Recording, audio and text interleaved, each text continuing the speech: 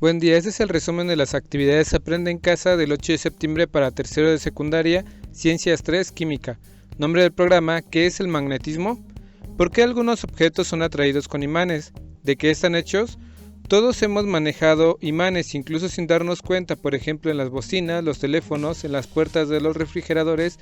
El magnetismo es un fenómeno físico por el cual algunos materiales ejercen fuerza de atracción sobre otros, o ejercen fuerza de repulsión. Algunos materiales presentan propiedades magnéticas detectables fácilmente, como el níquel, el hierro y el cobalto, así como sus aleaciones. A estos se les llama imanes, y tienen la propiedad de generar un campo magnético. La mayoría de los materiales son influenciados en mayor o menor medida por la presencia del campo magnético. Pero, ¿cómo se origina el campo magnético? Si dividimos un imán en dos partes, podemos ver que ambos imanes tienen dos polos magnéticos, norte y sur. El imán original se transforma en dos, y si continuamos dividiendo obtendremos resultados similares. No es posible obtener un imán con un solo polo. Los átomos tienen un núcleo positivo alrededor, del cual giran los electrones de cargas negativas. El magnetismo es el resultado del movimiento de los electrones en los átomos, es decir, de las corrientes eléctricas que se generan por el movimiento. Además de rodear el núcleo, los electrones giran sobre su propio eje. A este giro se le conoce como spin. Dependiendo del giro que tienen en un sentido o en otro, le otorga su carácter magnético.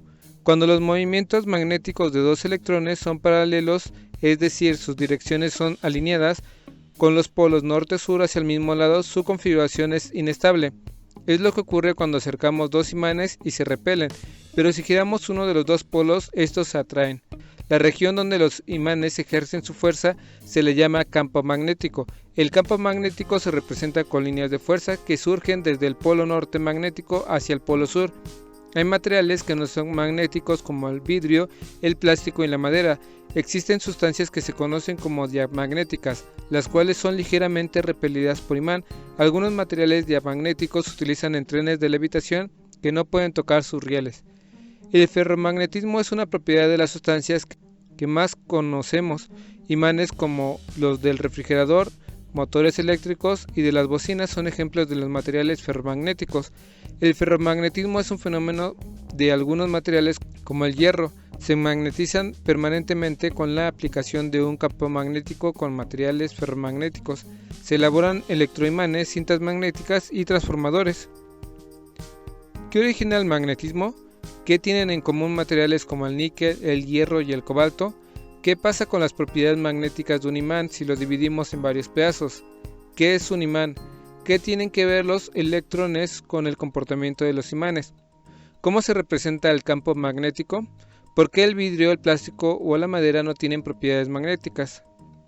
Mucho de lo que observamos a nuestro alrededor está relacionado con la electricidad y el magnetismo, como el suministro de electricidad a localidades. ¿Alguna vez has jugado con imanes? Los imanes se atraen o se repelen entre sí, dependiendo de cómo los orientes.